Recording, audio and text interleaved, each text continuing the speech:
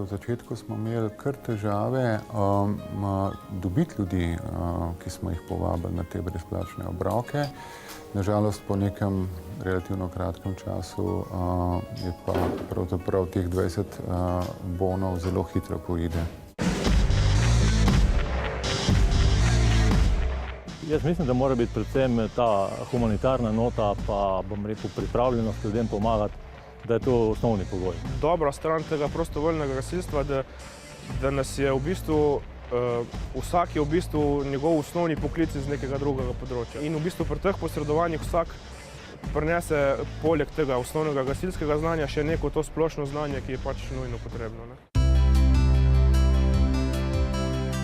Osebe s posebnimi potrebami ne smejo biti samo marginalizirana skupina oseb, ampak skupina, na kateri lahko črpamo veliko možnosti, da razvijamo in pomagamo njihove potenciale, hkrati pa sebi dokazujemo, kaj lahko posameznik doseže v svojem življenju.